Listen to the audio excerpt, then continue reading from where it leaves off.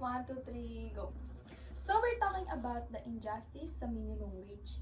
So first is the poverty threshold. So sa 2023 official poverty statistics ng PSA, so para hindi maituring na mahirap ang isang pamilya, kailangan hindi bababa yung sahod nila sa 13,873 pesos kada month. So yun yung tinatawag natin na average poverty threshold. So, sabi ng PSA, sapat na raw yun para matustusan yung mga pangangailangan ng mga pamilya sa loob ng isang buwan. So, yun naman is meron siyang 5 members sa kada pamilya. Para yun sa may 5 miyembro ng pamilya. So, magkakaiba yung poverty threshold average sa kada rehiyon dahil iba-iba yung average nung wage sa kada region kasi iba-iba yung gastusin and yung presyo ng bilihin. So, ayun. So, sa Metro Manila, ang monthly income doon is 15,000. And sabi ng PSA, yung 69% doon o yung 1K is para sa pagkain. Then yung natira naman na halos 5,000 is para naman sa ibang gastusin like kuryente, tubig, pagpapaaral, baon ng estudyante, pamasahe, yun. Sa Metro Manila. What about Mga province?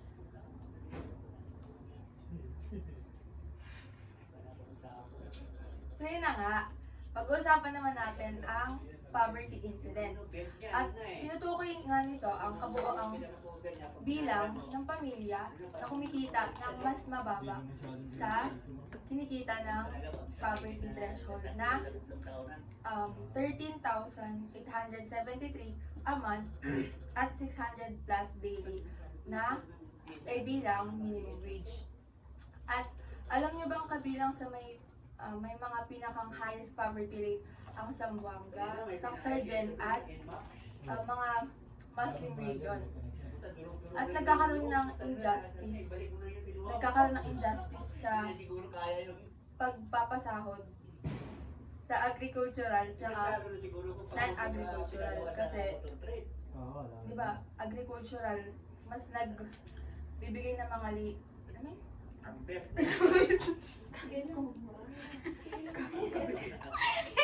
Kanta lang natin. Okay lang yan. Go na. Nagkakaroon ng injustice sa pagbibigay ng pasahod sa mga province tulad ng sa Zamboanga at sa mga Muslim regions kasi katulad ng sa agricultural nagpapasahod lang ng 360 plus at sa non-agricultural naman ay mas mataas na dapat mas mataas ang binibigay na pasahod sa agricultural kasi naglalaan siya ng mas Mas mabigat na trabaho. Gumagamit ng manpower. Yun nga.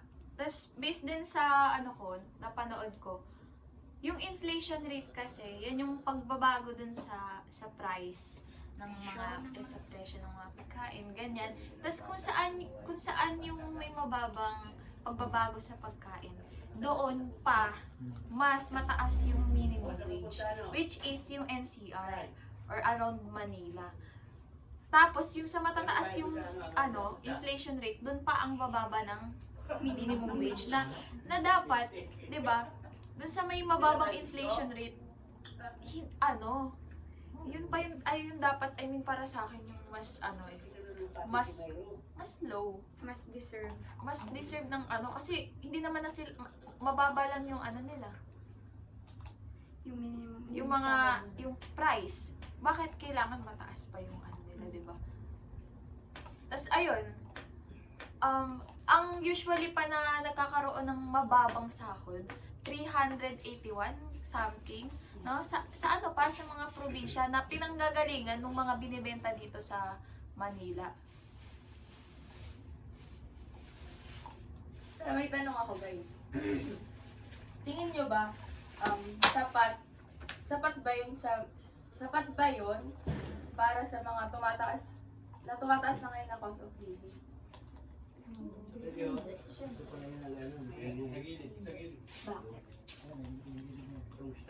Siyempre ngayon, lalo na tumataas yung bilihin.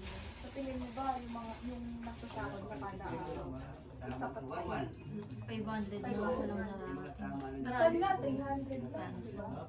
Trans po ang mahal na din. Tas Tsaka yung sa mga isang pamilya, yung sinasabi nila na ano, yung income nila, feel ko talaga hindi sapat yun.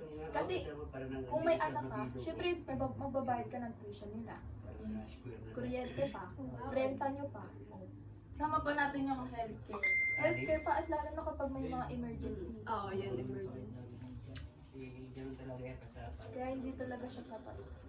Mas better talaga kung yung mga nagtatrabaho is mabigyan sila ng increased wage.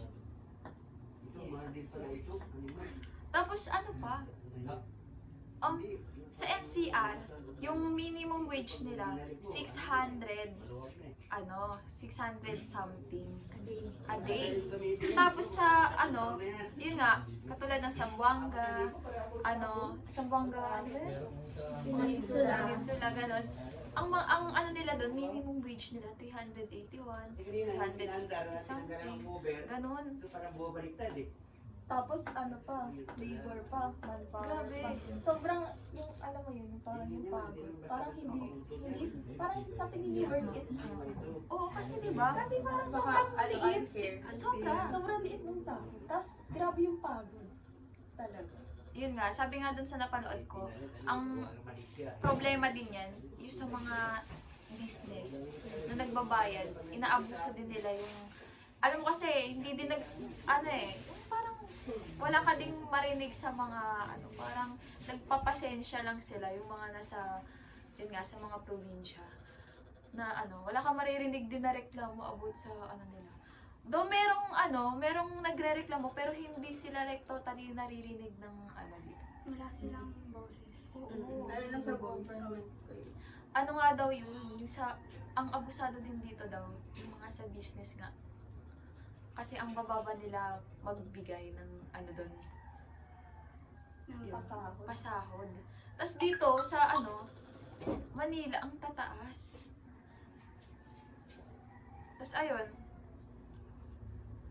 Ang unfair lang kasi di ba yung ibang nagtatrabaho, hindi naman sila ng manpower.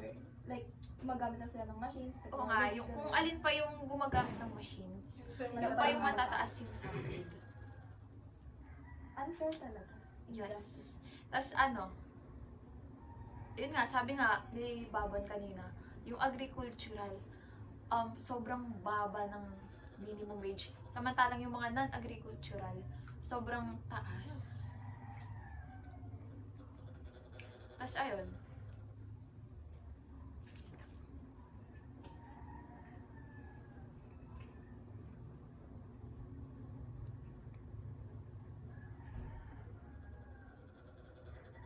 Tapos na lang natin sa tatanungin natin ito yung bawat isa. Na kung ano dapat yung mangyari.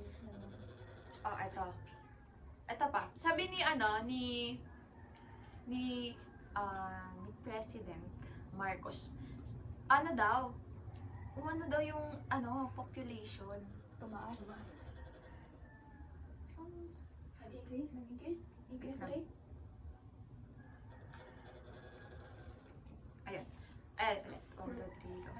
Sabi daw ni President Marcos, sabi ni President, dito sa Philippines, bumaba daw yung poor population.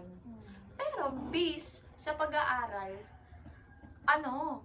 wala namang pinagbago. Bago pa magkaroon ng kasi nung pandemya, lumala yung poor population yung poor population. Walang trabaho Oo, lumala. Pero, yun nga, hanggang ngayon, pero bago pa bago pa magkaroon ng pandemya, around 2018 hanggang ngayon 2024, walang pinagbago sa poor. Yung walang masyadong pinagbago kasi nung 2018, 17.67 million yung magnitude of poor population. Nung 2023, 17.54 million.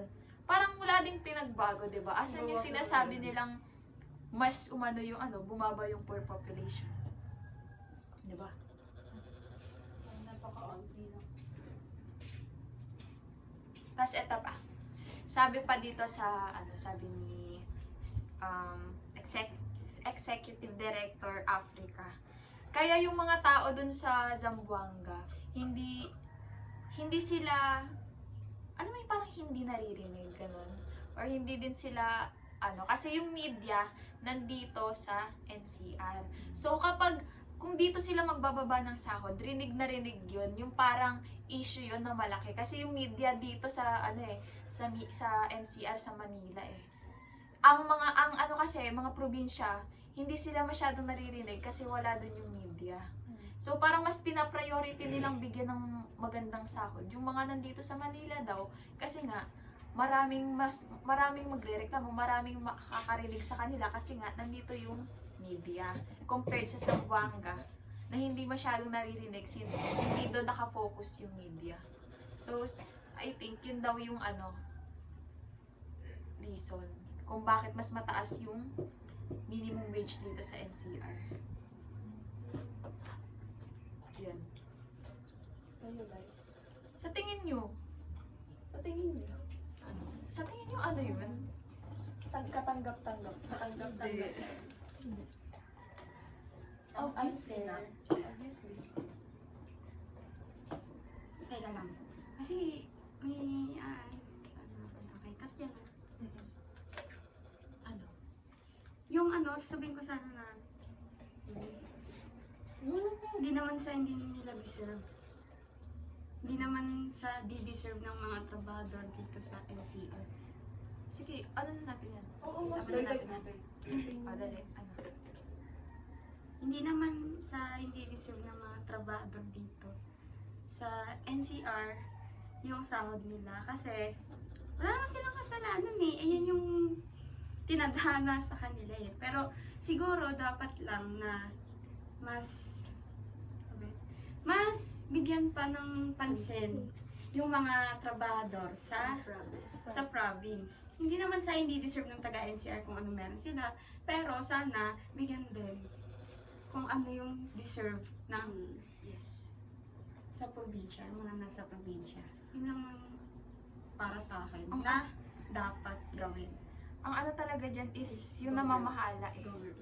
Sa kanila din yan. At saka dun sa namamahala at saka dun sa mga businesses na din. Sila yung pinaka may unfair unfair na pagpapasahod. Kaya talaga, if us in the future, since we're ABM student,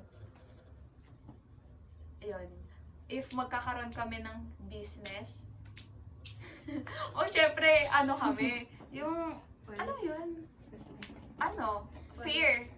fair para sa lahat. Yung hindi lang kami yung tataas, kundi yung lahat, di ba? No to inequality. Yes. Ay, is.